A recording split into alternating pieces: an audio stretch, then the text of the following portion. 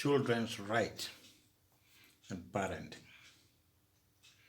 Let me touch on something that is disturbing my mind for a very long time. I had been following Uganda lawmakers. The parliament had been passing laws after laws, and I wonder whether our member of parliament understand the law they are making, the law they are passing. When we talk of children's rights, we talk about the right to family care, the love parents offer to their children, the protection and the responsibilities to show love, respect, and caring for others, including the elderly. Recently, we saw a young man beating up his own grandmother.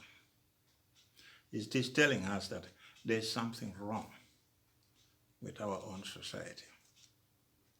Could it be that we are translating children's rights wrongly? Or we really don't understand what children's rights is all about? We all know that every child has the right to be born and to be cared for and raised well in any family setting. A child from birth, any child from birth, has the right to live with a family that love, care, and teaches them good morale. The right to enjoy parents' protection, the right to life. We all know that. We know that a child has a right to a name within his own home state, the possibilities to express their view in matters concerning their childhood, freedom of growing up, and the guardians of the parents. Under the guidance of the parent,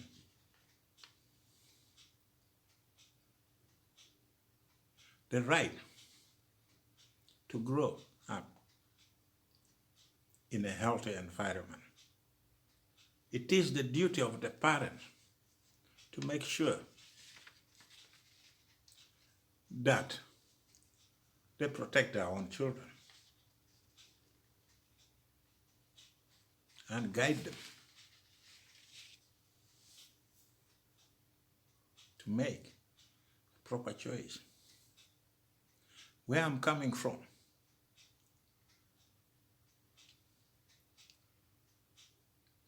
a family is something very important because they have family ties. And we say bringing up a child is not only the responsibility of the parents, but the whole community. And when you talk about community, you talk about the family setup, the family ties, the relatives. We are all involved in taking care of our children. And we make sure they grow. It is the job of the entire community in bringing up children.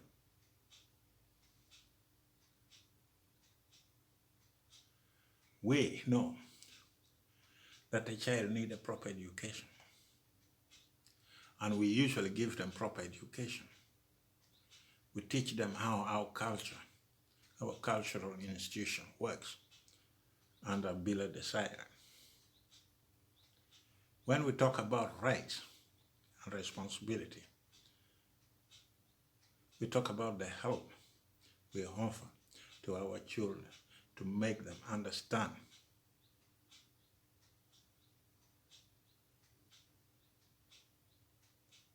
setup of our community better. Right is the freedom we give our children, which we know is protected by law.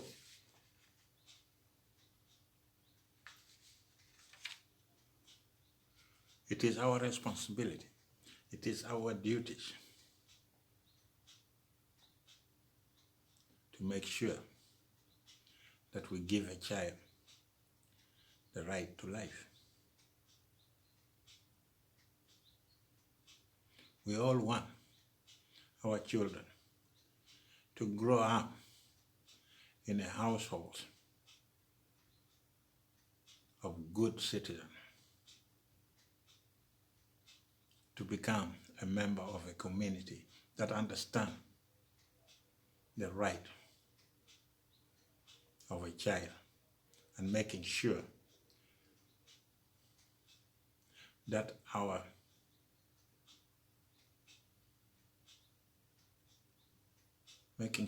we as parents also understand our children.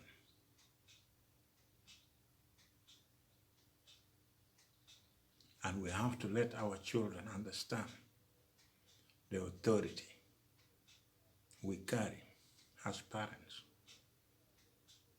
within that process of growing up.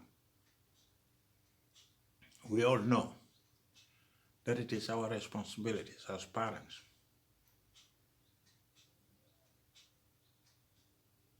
to work hard and provide our children with the rights to health, education, in order to enjoy family life. We have to offer them a good environment where they can grow up and play freely. Give them all we have. It means if I have very little to eat today, I'll make sure that the little I have, I give to my children. And I will have to make sure that they grow. That is exactly what our fathers and our forefathers did. They brought us up. They showed us the way. They showed us how to do it.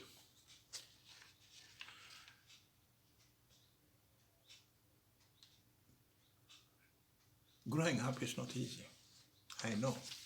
But what is bothering me a lot, you see, these laws are being made day in, day out. And I begin to ask myself, whose law are we now following? Because there are so many organizations in the world. You have the United Nations. There are some laws that are passed by the United Nations we have also to follow as a state. You have some laws passed from different NGOs we have also to follow as a state. You have some rules being passed around that reduces the power of the parents in bringing up their children. So I keep asking myself, when I started talking, I said there are things that had been bothering me. We have things like the United Nations that was established after the Second World War. They are coming with laws, what we have to follow. We have a lot of NGOs coming with laws that we have to follow. We have civil society coming with laws that we have to follow. Then I begin to ask myself, Why do we have a state for? Are we having another state within the state? Because even if the head, the president of a country goes to United Nations, if United Nations pass any law or they agreed on anything, first of all, that president has to bring that back home, ask his parliament to rectify, and then it is passed into law. But it seems as if that is not working. Even if you look at the African Union. What is African Union? Who elected them? There is a group of 8 of states from Africa, 54 countries, coming together. What sort of law do they pass there? Who gave them the right to pass law there? If it is the country that gave you the permission to represent them in the African Union, then you have to make sure that any law being passed within the African Union organization is put back to the parliament of the 54 countries or more. They have to rectify it. They have to make sure that it's passed by the parliament, because the parliamentarians are the representative of the people. They're elected. But the president is not elected to become one of the partners of the African Union. I don't know how they put the setup, but what they're doing is illegal. What the United Nations is doing, even if they pass a law, and it has to be applied by all these countries without rectifying it through their parliament, then they had been functioning illegally. I am not a lawyer, but it does not make sense, because we cannot have a state within a state. We cannot have civil society behaving as if they are a state. They also want to dictate laws. They also want to bring their own ideas. If you want to bring your own ideas, pass it through the parliamentarian, let the parliamentarian bring it to the parliament, and then they pass it into law. So I keep asking myself, what is going on in this world? It does not make sense to me that all these non-government organizations like UNDP, like World Health Organization, like UNDP, they come with laws, and we have to apply those laws in different countries. Look, if a country sends a representative to a United Nations, that representative is there to represent a state. If a law is passed there, or he participated in making that law, he has to bring that law and pass it through his own parliament for rectification. Let the parliamentarian decide it.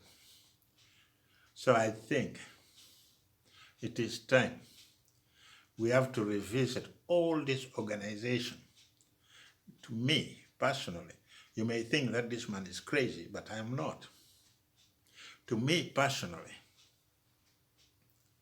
all that had been happening is illegal. All that had been happening for all these years is illegal, whether by the African Union or by the United Nations. Whatever law you pass there, you don't have the mandate to pass a law. You have a mandate to discuss. But when it comes to law, and if you want it to become law, then it means you have to send it back to the parliament of the 54 different states. They have to rectify it. They have to accept it. So this is what we have to follow up very seriously. United Nations is outdated. The African Union is not an organization that should make any law, including also the United Nations, African Union, and the rest. Either you sit down and find out the truth, or you are doing illegal work. Thank you for listening. Don't forget to subscribe. I will follow up this story again. Thank you for listening.